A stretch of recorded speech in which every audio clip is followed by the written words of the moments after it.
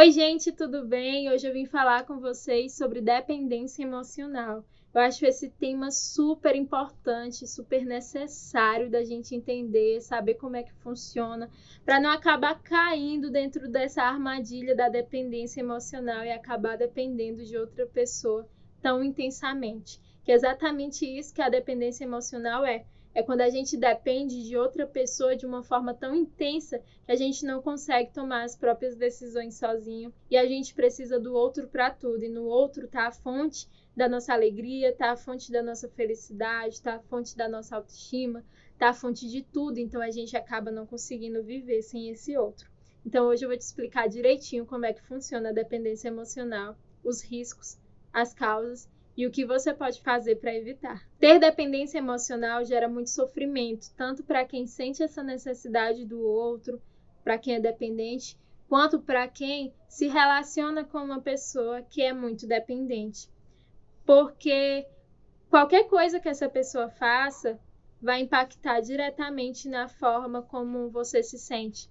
Então, se você tem dependência emocional, a outra pessoa te trata de qualquer formazinha diferente, se ela te trata mal, se ela fala uma palavrinha que você não gostou, isso pode te abalar intensamente, porque esse outro se torna o centro da sua vida. Então, o centro da sua vida tem que te gerar tudo. Então, se essa pessoa muda o comportamento e você é totalmente dependente dela, você acaba se sentindo inseguro e fica com medo de perder o centro e a fonte de tudo que você tem na vida. Então imagina como deve ser difícil para uma pessoa também que convive com uma pessoa dependente emocional. É bem complicado, né? A pessoa que é extremamente dependente, ela tá o tempo todo ligada. Então, ela sente insegurança, ela tem medo de perder, ela precisa dessa pessoa 24 horas. Então, se essa pessoa reage de uma forma diferente, seja por mensagem, por ligação, se ela se comporta de uma forma, se ela deixa de dar algum elogio para outra, isso é visto como uma catástrofe enorme. Então, ela pode achar que ela fez alguma coisa de errada, porque ela precisa agradar essa pessoa que é a fonte de vida dela. Então, qualquer comportamento extremo da outra pessoa, ela já pode achar que está atrapalhando, que está fazendo alguma coisa de errado, que ela vai perder essa outra pessoa, por causa do medo de ser abandonada. E Amanda, como é que eu faço para sair de uma situação complicada como essa? Como é que eu faço para sair de uma dependência emocional? A primeira coisa que a gente deve fazer diante de qualquer coisa, seja uma ansiedade, seja uma depressão, seja um problema emocional como esse, é aceitar o que você sente. Porque quando a gente aceita o que a gente sente, a gente consegue entender o porquê que a gente se comporta de tal forma. Porque se você não entende, se você não aceita que você tem problemas com dependência emocional, você não vai entender o porquê que você se comporta de tal forma. Então você não consegue trabalhar em cima disso, você só consegue ver o lado negativo da coisa e não consegue ver possibilidades de mudança.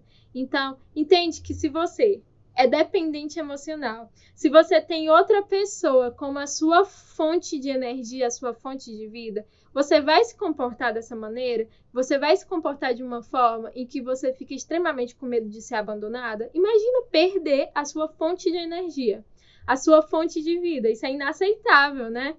Então, quando a gente consegue aceitar que a gente tem uma coisa, fica muito mais fácil de a gente entender por que a gente age de uma forma e por que a gente sente dessa forma. E o que eu posso fazer, Amanda? Qual seria a forma certa de lidar com a dependência emocional? Bom, o primeiro passo é aceitar. Você já aceitou que você tem esse problema. Então, o segundo passo é aprender a dividir as nossas fontes, a dividir os nossos pontos de autoestima.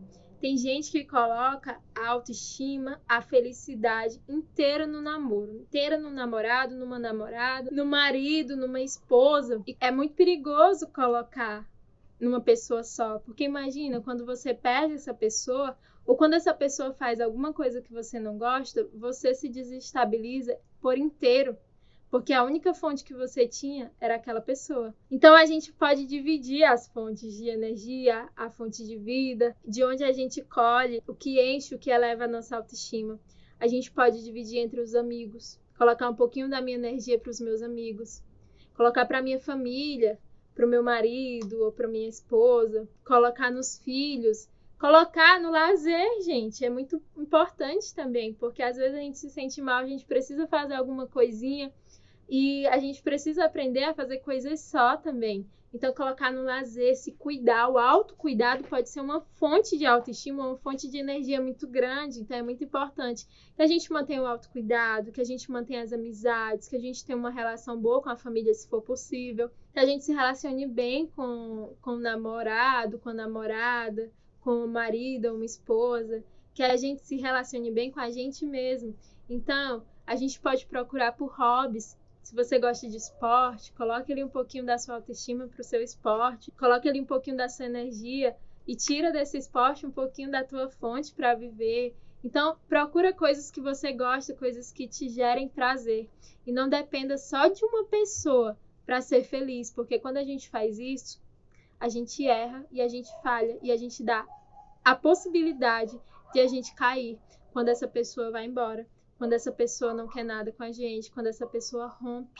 Então fica muito, muito, muito mais difícil de viver um término e de até mesmo conviver com essa pessoa. Imagina, gente, é sufocante viver com uma pessoa que é dependente emocional.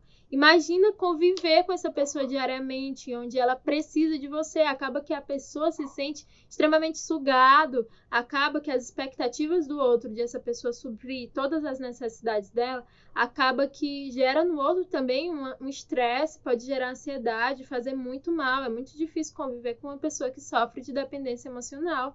E você pode fazer atividades que te tornem útil.